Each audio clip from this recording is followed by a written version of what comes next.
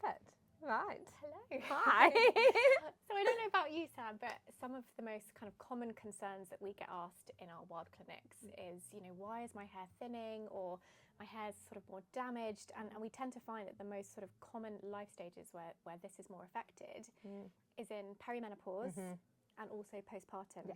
Do you find that with some of your customers? Honestly, all of the clients, especially postpartum. Yeah. And I think, it's one of those like really visible things that as women you're like, oh my gosh, like how is this happening? And they don't really understand why. And in most cases it is quite a natural thing to happen, but in some, obviously, you need a little bit of investigation and a little bit of help. But it's I mean, every woman I think at some point has suffered with it or maybe will, so it is a huge thing.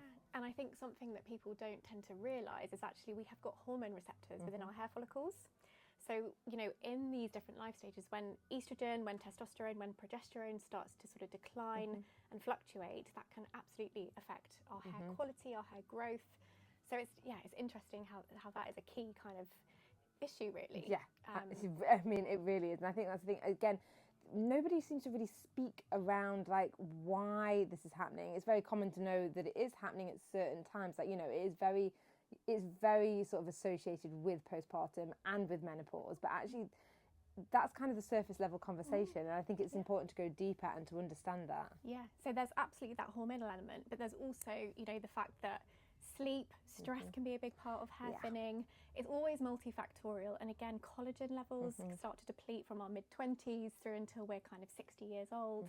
And of course, the main sort of amino acids when we're talking about protein, talking about collagen, are also within keratin, which is one of the main protein structures for your hair. So when these nutrients are starting to deplete in our clinics, we're talking about nutrition, we're talking about hormonal health, and these things really come together. Yeah, I mean, it's so interesting, isn't it? And I think, speaking about what you can actually do to mitigate this and to sort of safeguard from it, and I think it's really important, like we keep saying, is to look at it inwardly and outwardly. So there's so many different things that you can do, right? Definitely. And we're going to talk a little bit about some of those things that we can do, which is really exciting from the inside, but also from a practical perspective on the outside. Yes. I mean, from the outside, really. I mean, for me, it does start from within, because you have to nurture and sort of create that sort of ecosystem and that element for it to grow in the first place. But once it is growing, like, as a hairdresser, we want to be able to make sure we're looking after what's coming out and what's growing and keeping it thriving. So, biggest tips for like healthy hair growth are not overly washing, because again, people I think can go a little bit too hard and too aggressive with shampooing, and that can obviously have a little bit, we've got to protect these follicles and make sure we're stimulating them, but we're not sort of being a little bit too aggressive, because that can have an impact. So what's the best frequency for washing? I mean, it does depend on the person, because some people have different oil levels and different things, but ultimately I personally recommend the most frequently I would wash would be every other day. Okay. Like, I think every other day is like, some people like to do, like, my mum washes her hair every day. It actually drives me wild. I'm like, you don't need to do that. You literally don't need to do that. But that's how she's always been. But I think every other day is like, is the most frequent. And then, some people can go up to once a week. But I think the people that are washing once a week, you do need to be a little bit careful, because you can get build-up on the scalp, and you can get mineral build-up from hard water, get product build-up, you can get like natural oils that are build-up, and that can obviously block follicles and then stop hair growth. So it's important that if you do wash like maybe once a week, or some people, if they've got that kind of hair, that go even longer, just be really conscious that when you do shampoo, you're probably going to want to do 2 rounds of cleansing. So do one shampoo, rinse, another shampoo, and then follow with a conditioner. Then you're just going to make sure that you've got like a really nice clean scalp that can thrive. Okay, interesting. And then also another really big tip that helps with like, like not encouraging shedding and like not causing any unnecessary damage, is just remembering to brush starting at the ends and going up to the roots, because obviously if you're really brushing straight through at the ends from the root and going in, it's knotty, you're just going to put a lot of tension, cause breakage, and you're going to probably pull from the scalp. So what's the difference between the sort of the breakage and the sort of the thinning and the sort of the damage? What's the difference? Because there's different ways of doing it, isn't there? And I think, people think I see it a lot of people sit in the chair and they're like, oh, I've got all this new hair, I've got loads of new hair growth, and they've got a little bit sticking up. And you look a bit closer and you're like, that's not new hair growth, that's actually breakage. And obviously that it's broken and it's left them with shorter pieces. Right. And people often misinterpret that for breakage, and vice versa. People see a lot of new hair, like a lot of baby hair, like, you know, coming around the face and like all these sort of areas, and they think, oh, it's breakage. I'm like, that's probably new hair growth, because again, it goes in cycles. But I think, you know, making sure that if you are noticing you're getting a lot of shedding and it's longer hairs that are coming out, and you look and it's got that little bulb on the root, then that's going to be shedding. But if you're noticing a lot of like little pieces all over your tops, or like especially when styling or brushing, or like, you know, around your dressing table, that's probably a sign of breakage. So it's just being aware of what it is so you can treat the right way, if that makes sense. Yeah. So yeah, I think that's probably important to be aware of. Fantastic. Oh, brilliant. And then I suppose for you, from within, like I know we talk about it a lot, because obviously, you know, the collagen and things like that is so important, which is why we've made the good hair smoothie. Know. We can talk about a little bit what's in here. Yeah.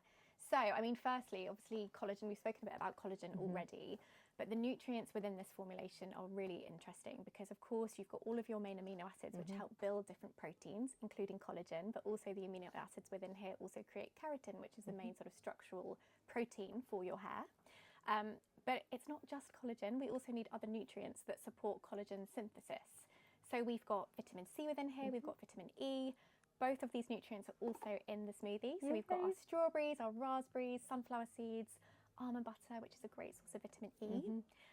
And then we have got biotin, which again probably everyone's heard of. It's I think that's one that has like kind of gotten out there a little bit more. People understand that associate biotin with hair health, don't they now? Absolutely. So I mean, we're getting somewhere. Yeah, and when it comes to collagen, you know, not all collagens are created equally, and we were talking about this earlier. There's lots of collagens on the market. There's so many, it's overwhelming to choose from.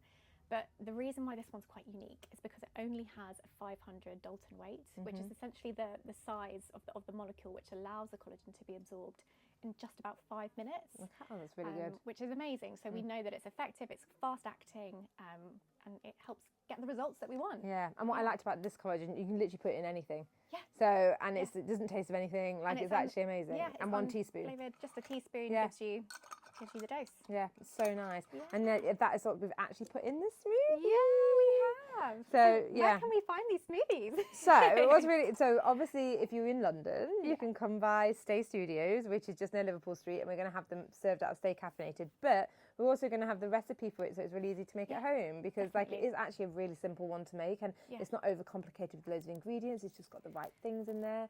Randomly, it's got a courgette. It does. Like, but you know, we love a courgette. Shall I say why? Please, yeah. I mean, I understand why now, but I was like, a courgette seems so rogue. But So courgette obviously is really hydrating, and hydration is one of those key elements to keep your hair follicles nourished.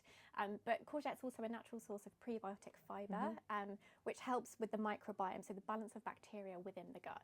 When we're looking after our gut health and our microbiome, we're also sort of supporting the absorption of nutrients as well. So when you're looking after your gut, you're actually able to absorb all the lovely nutrients which support your hair. Which actually makes so much sense.